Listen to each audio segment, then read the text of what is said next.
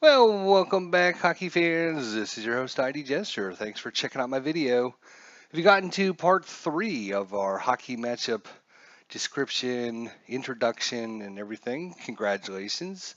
I do appreciate you following along with this and trying this out. This is going to be a shorter video, but we got some updates to the system. I've been working hard all day. Took the day off from work today, and I knew I was going to be working on this and posting videos and such. So I wanted to take the day off so I could, spend the whole day working on things and finalizing and getting things to a point where we can actually play a full game out here. But we do have some updates for you guys. So let's show you them, shall we? So, oops, dumb thing. I hate this open office. I really hate it. Wish I had Microsoft Office. I just don't have the license for it right now.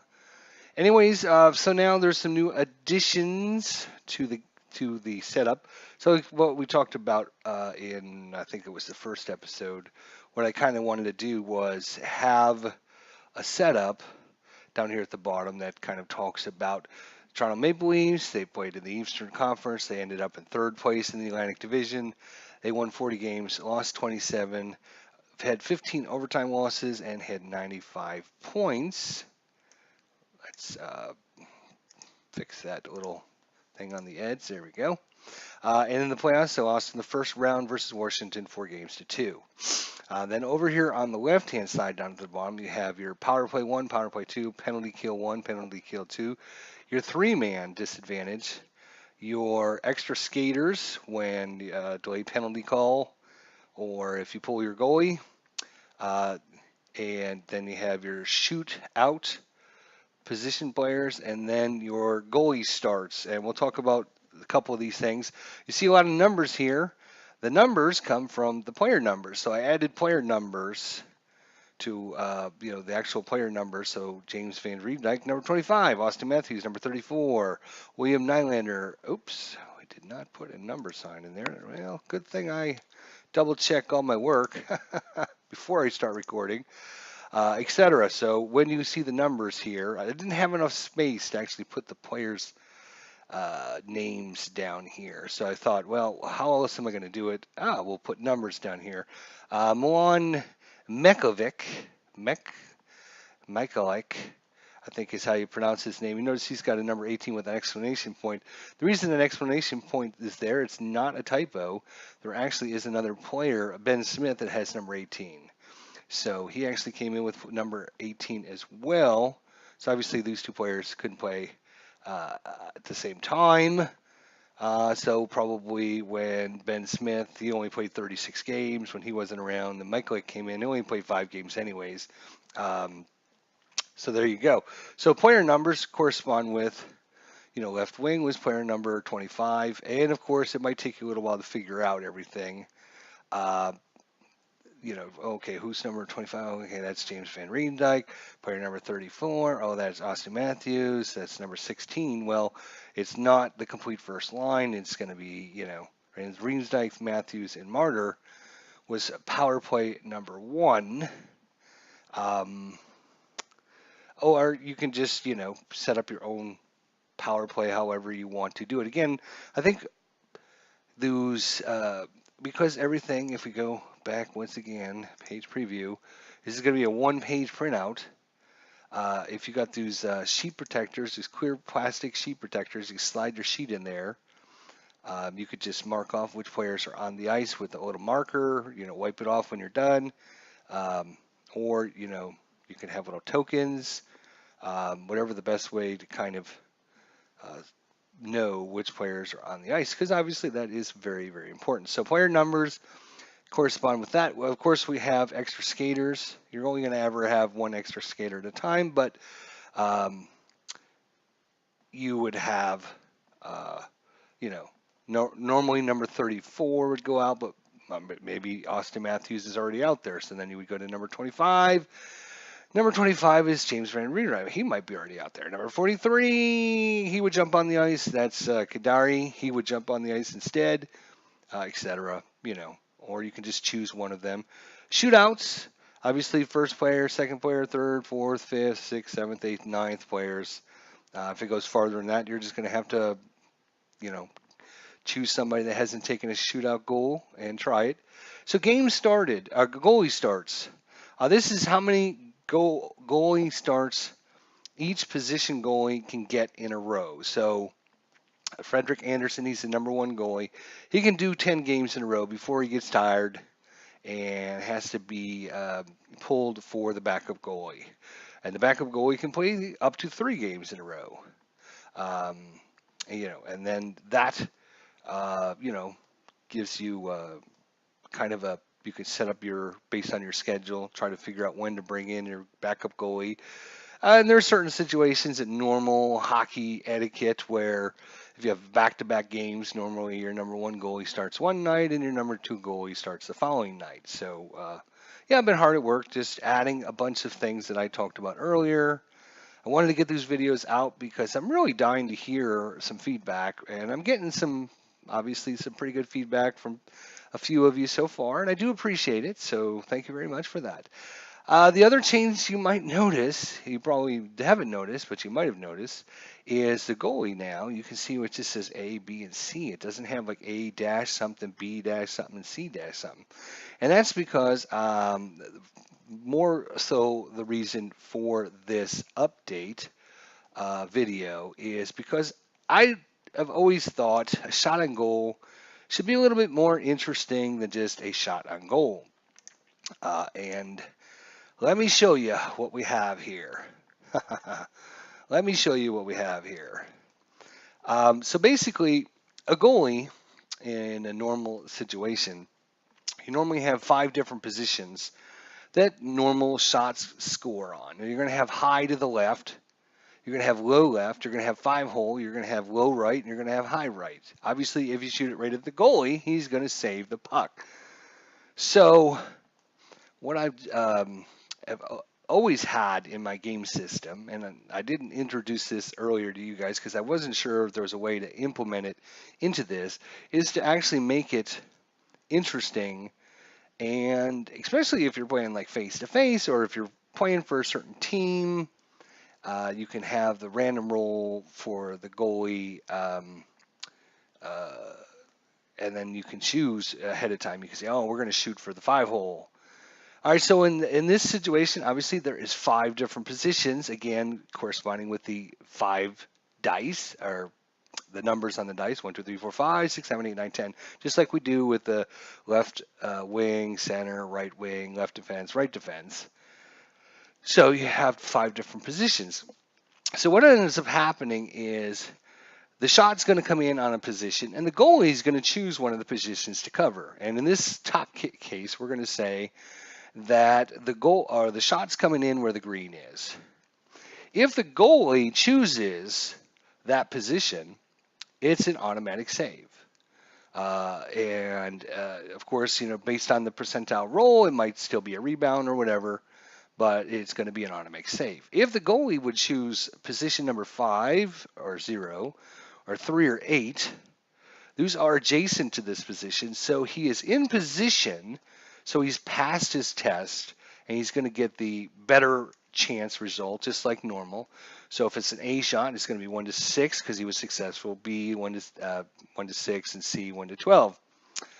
So he was successful. If he would have chose bottom left or top left, those are obviously not adjacent to the position that he had chose. So 1 or 6 or 2 or 7. In that case, he is out of position, and he would get the worst chance. So he would be unsuccessful. So in that case, it'd be 1 to 9, a 1 to 14, a 1 to 20. And of course, a rebound can happen as well. Same thing goes, or say the shot comes in over here on the number 2 or the number 7 position.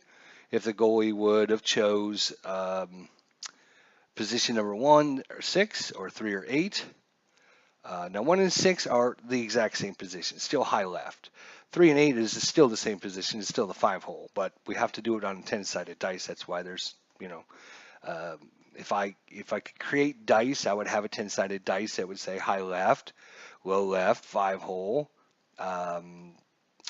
low right and high right, and then have each one of those positions twice on the dice. You would roll it, and then it would be, you can get rid of the 1, 2, 3, 4, 5s because you would actually see it on there. But in this case, the puck is coming in on this position. If that is the case, if the goalie chooses that position, it's a save. Again, could result in a rebound. If he chose high left or 5-hole in that situation, then it would be he's in position and get the better result. If he would chose high right or low right, he's out of position and he's going to get the worst of the results. So it comes, you can see how it's like a little cat and mouse game. Where's the position coming? What position do I want to cover? If I can cover the right position, it's going to be an automatic save. If I'm out of position, then I'm going to get, the worst results. And how does this play with the dice, you might ask? Well, let's show you in this example. So we got a shot coming in. We've already, determined it's, we'll just say it's a B shot from an opponent, and we just roll the dice. Boom, boom, boom, right? And what we have here, obviously, it's the red dice, followed by the offensive dice, followed by the defensive dice, followed by the result dice, followed by the result dice. Now, I chose pink this time because I think pink stands out a little bit better. White and pink, maybe. I still don't know what the best color would be for the defensive dice. I keep changing it. Maybe that's why I keep getting thrown off. I don't know. But anyways, we can see that the position the puck came in was this high right. So I'm actually going to change this to green so you guys can follow along here. Area, and we're going to make that green, right? All right, so this one's no longer green. This one's going to be red in this case, right? And this one's going to be, this one's going to be red as well. Area red. That's fine. And then, of course, these two positions, if I can get it, are going to be gray. Let's slide it up to gray 5, I think was the number I chose. There we go. So the puck's coming in this position. If the goalie chooses this top right position, it's going to be an automatic save. If he chooses the top left or the bottom right, then he is in position. He's going to get the better result. If he chose the 5-hole or the bottom left, he's out of position. Let's see what he chose. In this case, he chose position number 9, which happened to be bottom right. So he's almost on it. So it's not an automatic save. We have to look at the percentile roll. The percentile roll is a 68, right? 68. I think that's a 6. Yeah, it's a 6. 68. So obviously we look at the goalie card here is a shot B. 68 is out of the range, and it's not a rebound shot, so the goalie grabs it, and then it's up to him whether he wants to freeze it or if he wants to continue play by giving it to, his passes it, knocks it over to his teammate or whatever to give them possession of the puck, depending on if they want to change out and all that. Now, I might change that rule a little bit later on, depending on how the flow of the game goes, in that if it's like an even result, then the goalie freezes it, and if it's an on result, then it bounces off him, and they get possession of the, goalie steers it over to his defenseman or whatever, and they get possession of it, which I think, kind of keep the flow of the game going a little bit more and take the decision making out of the player's hands. But then again, I don't know if that's a good thing or a bad thing. So let's give another example here and show you what happens. We have another shotgun goal. This one's going to be from in close. This is a C shot. So let's see what happens here. We got a 10 coming in there. We have a 5 and a 7. And the green dice goes there, and the pink dice goes here. So the green, this is where it's coming in. So in this case, the puck this time is coming up to the top left-hand corner. So we're going to change out there so we know it. So that means each adjacent place is going to be gray, right? And you'll memorize this very quickly. And this will be, once again, a gray. And then this one down here is going to be red, which is already red, so we don't need to change that. And this one would be red, right? Because if they're adjacent, then if it's adjacent to the position. So basically, if it rolls a 6, you know a 7 and a 0 are going to be adjacent to it. And 4, 9, 3, 8s are going to be bad. 5, 0, 2, 7s are going to be okay. And a 1, 6 is going to be an automatic save. So let's see what happened, because I didn't even look.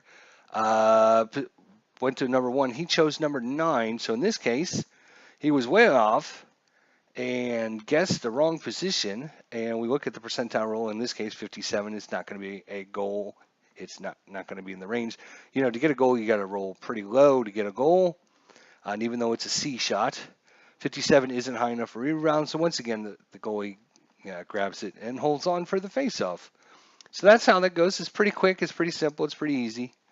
You know, you would have a little chart like this, part of the rule book or part of the charts, so you can quickly and easily see based on the roll. Again, we'll just go through one real quick, and I can just look at the dice and tell you it's an 8 and a 5, right? 8 and a 5. So we got 8 and a 5. These are not adjacent to one another, so the goalie does not have good positioning. And it's a 25 is the percentile roll, 25. So that's not going to be low enough. So that is going to be a save once again. So, once you do it a few times, pretty quickly and easily. That's a 4, position 4. He was looking at position 1. That's the exact opposite. It went low right. He went high left. So that's out of position. Dice roll was a 54, but he still makes a save. So, yeah, you can see it goes pretty quick and pretty easy. I know I keep saying you look at the red dice first, and that's for all normal plays. Goalies are a little bit different monsters. So again, I wanted to bring a little bit more, instead of it just being a boring old, let's bring our little chart back in. Instead of it being okay, A-7 and a B-6, I wanted to bring a little bit more intrigue into the shots, where you can actually see where the shot's coming, where the goalie's covering, and you can make up more of a story with the shot as well. The other thing is, there's other rules we haven't even talked about. Like, for example, you have a goal on an A shot, 1 to 6, when he's in position. But what I haven't told you is, if you miss this by either 1 or 2%, there is a replay where they're not sure if it went across the line, so play is halted, and then you roll the black dice and the white dice, and if the black dice is for the home team, and of course the white dice is for the visiting team, whichever one rolls higher, that's the way the call goes. So let's say Frederick Anderson's on the road.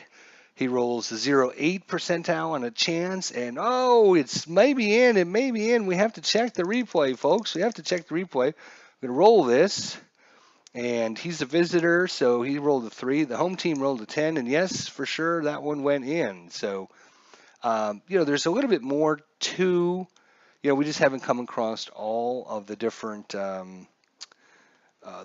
different results and stuff that we've come across, but hopefully we'll get to some of that as we actually play a game. But I didn't want to start a new game until I've had a chance to go over the goalie, the new goalie stuff. Again, I can, let's say I'm playing a game as, maybe I'm playing the Washington Capitals, and I'm going through their seasons, or I'm playing their playoff series or whatever, and so I'm playing for Toronto, but I'm not playing against them. I'm trying to play as Washington, so I get a shot on goal from Washington, and I can go, okay, I'm going to go for the 5 holes. So in that case, you just ignore your dice roll.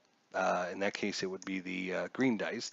and you just look at the red dice. So you can just say, all right, I'm going to try. He's shooting for the 5-hole, and the goalie's looking at 1, so that's going to be top left. That is not adjacent to the 5-hole, so he is out of position.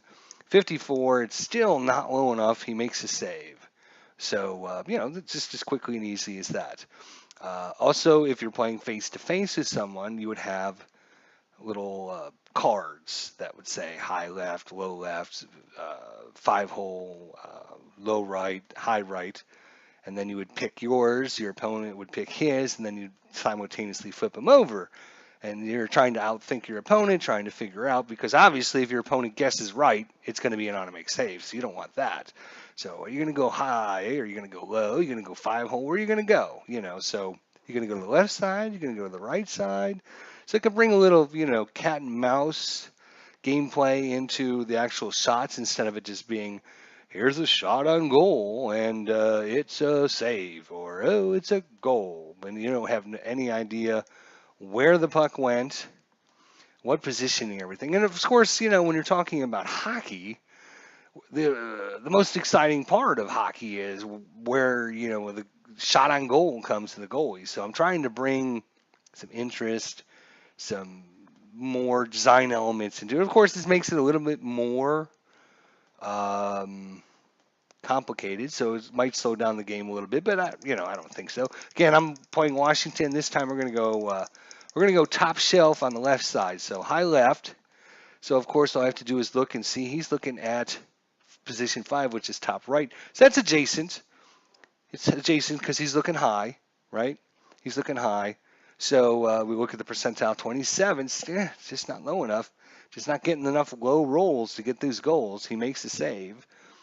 So yeah, I mean, and you can do the same thing if we're on defense. You're going to say, you know what? We're going to cover. What are we going to cover?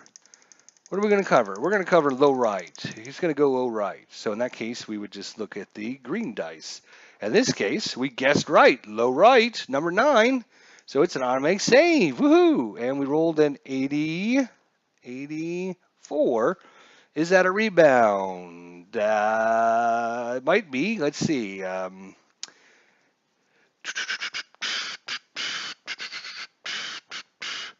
It would be considered a success since I guessed right. Automatic save, rebound 88 or higher for Frederick Anderson. Let's slide that back over so you guys can see. So it's an automatic success save. And so it's a success save. 88 plus would be the rebound. In this case, we rolled an 84. So it's not a rebound. He saves it, holds on for a face-off. So that's how the goalie stuff works. I think having this in as opposed to having just a number, A, he's a 7, B, he's a 6, makes it a little more interesting for the shots. And I don't think it's going to add any more, it's not going to add any more dice rolls or any more complexity. It's just going to be remembering whether or not it's adjacent to it. But like I said, after you do it a couple times, we're going to go low left this time. Low left, the shot on goal, and it's going low left. The goalie guessed 1, so he was thinking high left, so he's adjacent to the low left. So he's got a good beat on it, and it's a 57, so he makes a save. So, yep, it's pretty quick and easy once you do it a few times, as you can see. So I don't think it's going to add in any extra work for anybody. Plus, it'll make things a little more interesting because, it's not just a dice roll number to find out where it goes. You're actually, like I said, if I'm playing for a certain team, I can pick my spots where I'm shooting, make it a little more interesting. Or if I'm, playing for my team and I'm doing my goalie, I can say, okay, my goalie's going to cover this position. Or you can just leave it up to the dice. You can just say, okay, I'm not going to choose a position. And we're just going to compare the purple dice with the green dice. It's coming to position 4 and number 9. He guessed right, 4-9. And so that's an automatic save. And it's a 37 and he saved it. No problem and no rebound. So in this case, we actually pretty much always ignore the red dice. You're going to just look at the result dice and then the percentile dice from your percentile roll. So, yeah, I think I like it a lot. And it actually brings back in what I had in the system many, many years ago when I first started, and have had it in there for a long time. I didn't know if I could get it in with this system, but I found a way. There's always a way. When there's a will, there's a way. So we got the updated player cards with the numbers on it. The other thing is I took off face-offs for all defensive players because defensemen don't take face-offs. If they do have to take a face-off, it's just going to be, you know, in that case, it would be uh, an automatic failure, I guess. So, yeah, no need in try. It's just wasted time, I guess. I'm trying to save me some time, trying to figure out what Morgan Riley's face-off value is when he might never have taken a face-off. It's not worth my time to try and look it up and try to find out. When, like I said, defensemen don't take face-offs, it's going to be your offensive men. Um, and the other thing about the stats are your defensemen are usually better on defense than your offensemen. Your offensemen are usually better on offense than they are on defense. So your defensive stats on your defensemen are usually a little bit higher. You can see there's a 4.54. He's a 6.56. He's a 4.54. He's a 7.46. So slightly better in defense than he is on offense. Same goes in the opposite for your offensemen. He's a 7.66 versus a 5.56. So usually better on the offense than they are in defense. So if you're doing a lot of checks, offensive checks on your defensemen, or your defensive checks on your offensemen, you might be losing a lot of these matchups roles based on how good they are. And of course, your scoring, your chance to get the puck on the net is based mostly upon how many goals you had during the season. So those people that don't have very many goals aren't going to have very high shot results. So you can see Alexei Marchenko here, number 3. He scored 1 goal. He only played 11 games, but he scored a goal. He's a 3.33. Of course, 3.33 is the lowest you can get. So Morgan Riley scored 6 goals, so slightly better. He's a 3.34. 6 goals, 3.34. Here's a 4 goal. He's a 3.34. Obviously these guys that scored a lot of goals, like Austin Matthews here, scored 40 of them. He's a 4.67. That's pretty darn good. Of course, A's are usually going to be lower than your B's. Your B's are going to be lower than your C's, or equal to at least. You're never going to have like an A5, a B4, and a C3. It's always your hardest shots are going to have your lowest results. Though there's things to think about when you're looking at the different numbers on the sheet. Blocking. Obviously, your defensemen are usually better blockers than your offensemen. So, B4s, B3s, B4s, B5. You look at your defensemen, you've got 7s and 6s mostly. Yep, and a 5 there. So, obviously, your defensemen are better blockers than your offensemen. Yeah, so I did fix up all of the results I think that I had seen with the face-offs that were wrong, and a couple of the different stats that were wrong. Obviously there's a little break here between your regular lines and your backup players. Obviously your backup players going to have less good results because they didn't get the playing time or whatever. So Kasperi Kapanen here, he's a 3.43, 3.34. I mean, that's pretty bad, but he only played 8 games, scored 1 goal, no assists, 333, 373.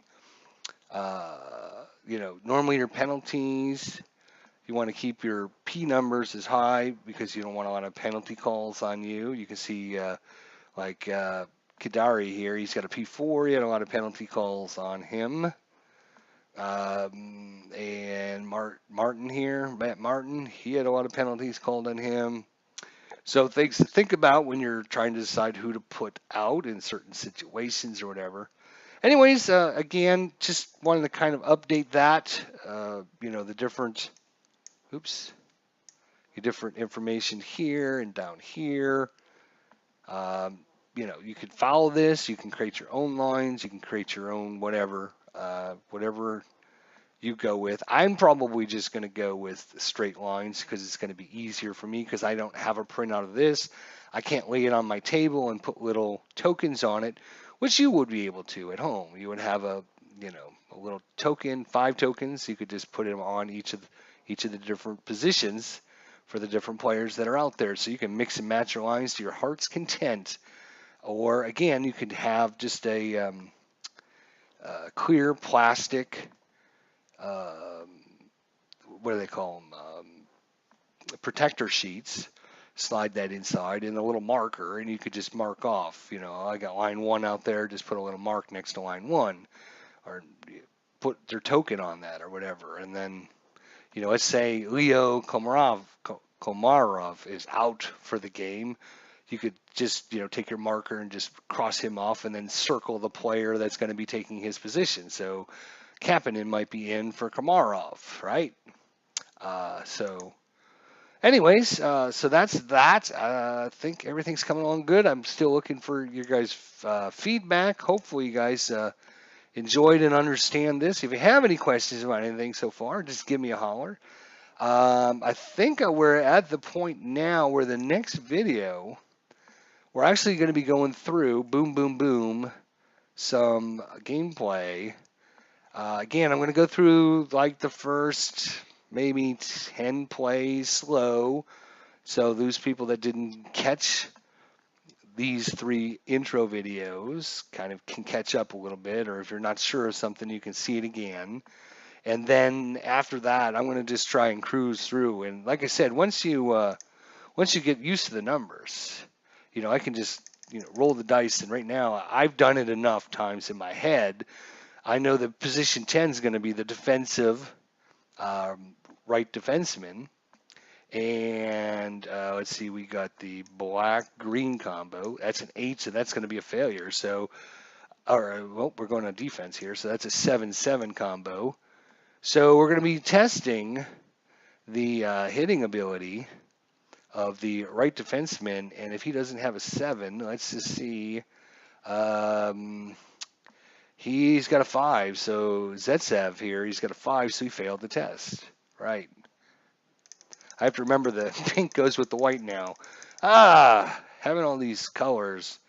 I tell you, if I could, I would make the dice like custom dice, where instead of it saying 1, 2, 3, 4, 5, 6, 7, it would actually just say. And I had actually bought 10-sided dice from a dice show where they were blank, so I could actually write with marker on them. And I did that with the 6-siders. And that's when I was trying to use 6-siders for the system, and instead of 1, 2, 3, 4, 5, 6, it would just say left wing, right wing, and then 6 was basically like a choice or goalie, depending on if you're in the offensive zone or what the situation was, or the 6 attacker. But 6 comes up so often, it's like it just didn't make a lot of sense. But they didn't sell 10-siders that were blank, so I didn't. And maybe they do now. I don't know. I haven't seen any. But anyways, if I was just roll the dice again here. All right, position number 7. Of course, that is going to be your centerman for your defensive team. Defense is going to be pink, so that's going to be an automatic success. I don't even need to look and see which position it is. Because 1 or 2, always successful. 8, 9, or 10, always a failure. So the defenseman was successful. So what's going to be the result of the play? Let's see here. Boom, boom, boom. Oops, where's my... oops, I don't have it out. Where's my normal? Where's my normal chart? There it is. All right, so we rolled a 1, so that's going to be a penalty check. So we're going to look at penalty results, and that's going to get more involved because we're going to actually have to look at player cards here and figure it out. So the offensive player, he failed his check. He's going to be in the penalty box. And position 5, I'll just say for Toronto, since I have their sheet up right now, position 5 is the right defenseman. He's got a P7. He made his check. He only rolled a 4. So offensive player has a penalty. Now let's find out the outcome to the penalty. If I got my chart out here, the results. Nope, that's not it. Is that it? That's not it. Which is it? That's not it either. I think I overrode it when I was making all these changes earlier.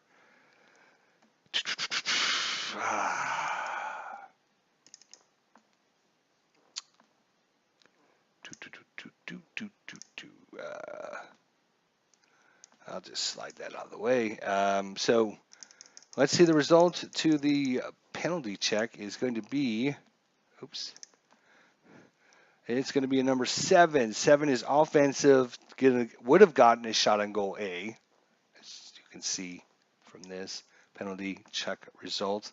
7 offense, but whistle blows because the offensive player has a penalty on him. Oh, and I forgot to look at the position, so that would have been a penalty. Anyways, so that's it. All right,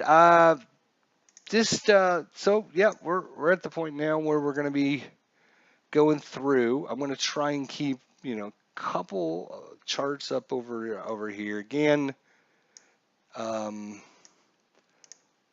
After you see the charts, you're going to memorize them pretty quickly and easily. And again, if we just show this right now, you can see it's basically one front page and one back page. And the back page isn't used very much because it's all penalties and power play stuff. So, if there's no power play, you look at the front side. If there's a power play, you'll flip it over and look at the other side. So it's just two sheets of stuff. And that's pretty much it. I don't want too many in-depth charts. Pretty easy to understand, and you use the flow chart of the dice to kind of flow along with everything. And there you go. All right, hockey fans, let's represent. Let me know what you think, and we will talk to you guys soon. Again, a big shout out to Bleacher Bum Gaming for inspiring me. I know he's posted some comments. He's been watching along. I would definitely highly recommend you check out his channel if you're interested in sports sims. Card and Dice does a great job with all kinds of different sports. I'm not even sure how many. I have a lot of sports simmers that are frequently come to my channel. But I'm not sure how many of them are really hockey fans because I know Higher Ground Gaming has done some hockey on his channel. I think Al, Red Sox fan, has maybe only done 1 or 2. But besides that, I'm not sure how many of them actually play hockey. And I think part of the reason is, well, it's very hard to get a good card and dice hockey game. And hopefully we can change that with getting some of this done. So anyways, guys, thank you for your time. Appreciate it. And see you guys next time. All right. Next time we're gonna get you're gonna get some actual gameplay and show the flow, and hopefully you like the changes with the goalie thing too. All right, guys. Thanks for watching. See you guys next time.